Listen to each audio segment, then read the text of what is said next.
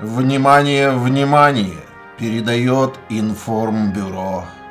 Сегодня в 16:30 по киевскому времени над зданием Министерства иностранных дел Финляндии был поднят флаг НАТО.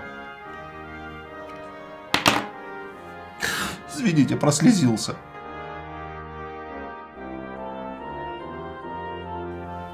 Глава МИД Финляндии Пекка Хааvisto подписал сегодня документ о вступлении Финляндии в НАТО. Пекка Хааvisto. Могу говорить неправильно, но сути это не меняет. На Московии же решили ответить мощнейшим митингом. Выпустили каких-то то ли роботов, то ли клоунов, то ли рабоклоунов.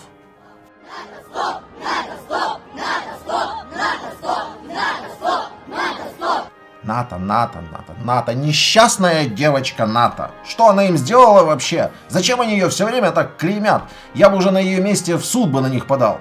За дискриминацию. Ну, а если серьезно, то вообще непонятно, против чего они митингуют. Да, во-первых, как бы немножко поздно уже митинговать, а во-вторых, не совсем понятно, против чего они митингуют, потому что их великий стратег, защику-собиратель, который всех обыграл и все непременно пощелкает как орешки, вроде бы как и против же ж не был. У нас нет ничего, что нас могло бы беспокоить с точки зрения членства Финляндии или Швеции в НАТО. Ну, хочется им, пожалуйста. Ну, чего ж теперь митинговать? Все нормально, никаких проблем. No problem, sir. С одной стороны. А с другой стороны, в той же речи он сурово так, зауважив, отметил. Только они должны ясно и четко себе представлять, что раньше не было никаких угроз для них. Теперь в случае размещения там военных контингентов и инфраструктуры мы вынуждены будем отвечать зеркально и создавать такие же угрозы для территорий, откуда создаются угрозы.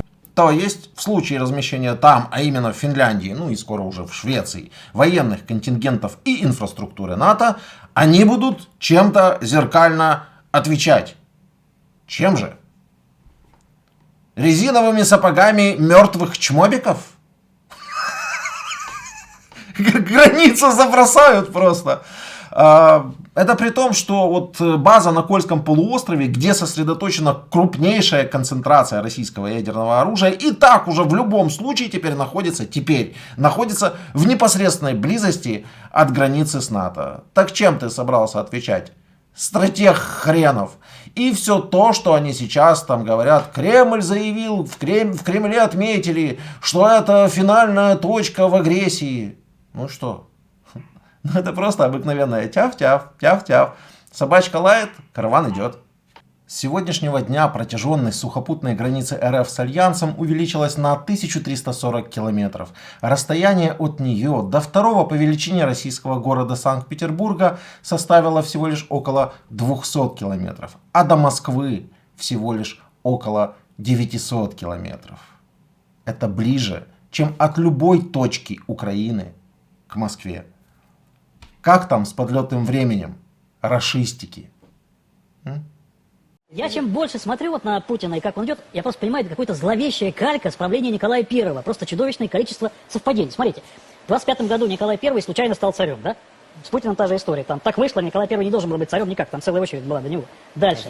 Великая Победа 812 года. А у нас Великая Победа 45-го была частью вообще всей вот этой российской легитимности. Окончилось все вот чем. Николай I уверовал в то, что раз мы в 12 году победили, значит мы и тут всех победим. Повел антиевропейский курс и нарвался, вы не поверите, на Крымскую войну, в ходе которой Россия оказалась одна против объединенных сил Европы, еще и Османской империи. Результат известен, да? Одна хорошая новость, после того, как он ушел, следующий царь отменил крепостное право, сделал независимый суд и все такое. Я верю, что недолго все это продлится. А мир с 1850-х годов не изменился, да? Мир не изменился с 1850-х годов. Это другое. Конечно, изменился, но логика событий. Не могу не сказать про Лукашенко. Внимательно прослушал его выступление. Офигенно клевая вещь, особенно понравилось две вещи. Лукашенко предложил прекратить прекратить войну и начать Да, перемирие. да, Заметьте, да. Лукашенко предложил прекратить войну и начать перемирие. Потому Второе. что... Да, и в финале этого видео я решил вам показать рашистского пропагандончика, ну, очередного поломавшегося рашистского пропагандончика, потому что все построенное на лжи рано или поздно, так или иначе, будет ломаться, и вот мы сейчас уже наблюдаем этот процесс, потому что если посмотреть, что говорила рашистская пропаганда более чем год назад и то, что они говорят сейчас, то это фактически от Киев за 3 дня, мы уже вот-вот, до «а как нам спастись вообще теперь?» И напомнить я хотел бы о том, что говорящая жопа Путина по фамилии Лукашенко заявила о том, что ну как-то бы уже бы о перемирии начать бы разговаривать. У него, конечно, нет никаких полномочий на это, но мы понимаем, что то, что говорит говорящая жопа Путина, то думает и сам Путин. Кроме того, об этом уже много раз писали всякие рашистские паблики или как-то намекали на это. Не российские, а именно рашистские, вот эти Z-паблики. Писали о перемирии, пытаясь спасти так называемое лицо своего защику собирателя. Но вот у меня вопрос, а стоило ли вообще вторгаться в Украину? Стоило ли пафосно говорить о демилитаризации, чтобы потом говорить о перемирии? Ведь то, что на их языке называется демилитаризацией, украинскую мову зветься озброєння.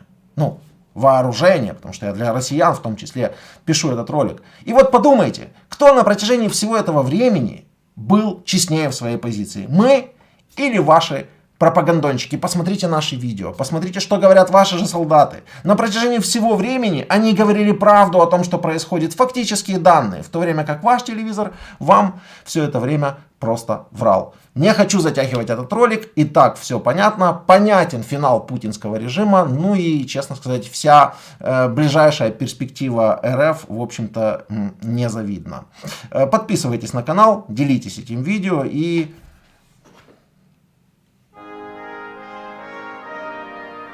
Враг будет разбит, победа будет за нами. Слава Украине!